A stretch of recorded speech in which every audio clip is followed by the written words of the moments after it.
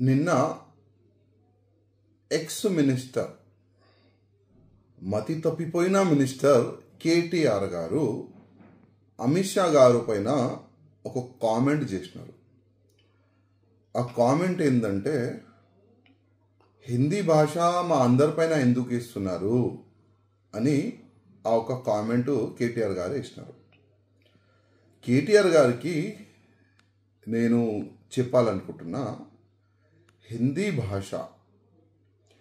భాష గురించి మీకు తెలుసా తెలియదా నాకైతే తెలియదు.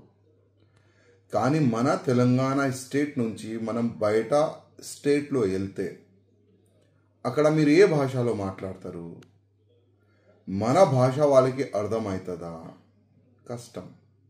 అందుకోసం అమిత్ షా గారు ఏంటంటే, యావత్ భారతదేశంలోన ప్రతి ఒక్క స్టేట్లో కొద్దిగైనా హిందీ నేర్చుకోండి. హిందీ భాష వస్తే మీరు ఏదైనా స్టేట్లో మీరు వెళ్ళొచ్చు, ఏదైనా మీరు పని చేసుకోవచ్చు అని ఆ ఒక మంచి ఉద్దేశంతో అమిత్ షా గారు ట్విట్టర్లో పోస్ట్ చేసిండు.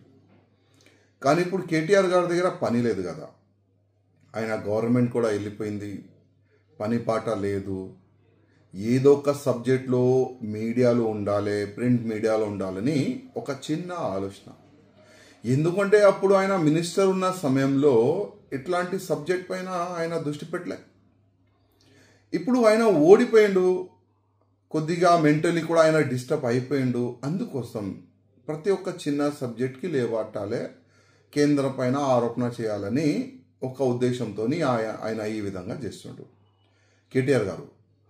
అప్పుడు మోదీ గారు ప్రధానమంత్రి గారు తెలంగాణకి వచ్చినారు. అప్పుడు మీ నాన్నగారు ముఖ్యమంత్రి ఉండే.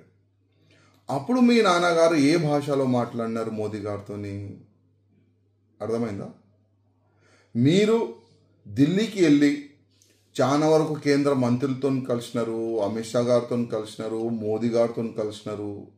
ఏ భాషలో మీరు మాట్లాడినారు? మర్చిపోయినారా? అంటే ఆ ఒక్క హిందీ వల్ల మీకు ఎంత బెనిఫిట్ అయింది? ఒకవేళ మీకు హిందీ రాకపోతే, మీ నాన్నగారికి హిందీ రాకపోతే, మళ్ళీ మోదీ గారికి ఏ విధంగా మీరు తెలంగాణ గురించి ఎక్స్ప్లెయిన్ చేసినారు? మీరు ఏ విధంగా నిధుల గురించి మీరు మాట్లాడినారు? మీరు కానీ మీ నాన్న కానీ. అర్థమైందా? అందుకోసం అమిత్ షా గారు ఒక మంచి మనసుతోని, ఒక మంచి ఆలోచనతోని హిందీ కూడా నేర్చుకుంటే బాగుంటుందని ఒక కామెంట్ చేసినారు కేటీఆర్ గారు. ఇవాళ చాలా వరకు ఇష్యూస్ ఉన్నాయి, మేము చూస్తున్నాం. మీ కామెంట్లు ఇప్పుడు కాంగ్రెస్ పైన మంచి కామెంట్లు ఉన్నాయి మీది, మీరు మంచి ఫైట్ చేస్తున్నారు. మీరు కానీ మీ ఎమ్మెల్యేస్ కానీ ఆ యాంగిల్లో మీరు పోండి. కానీ ఒక మంచి స్థానంలో పోయిన తర్వాత ఇట్లాంటి చిన్న చిన్న కామెంట్లు చేస్తే జనాలు అంటారు కేటీఆర్ పిచ్చోడైపోయిందని. కొద్దిగా జాగ్రత్తగా కామెంట్ చేయండి.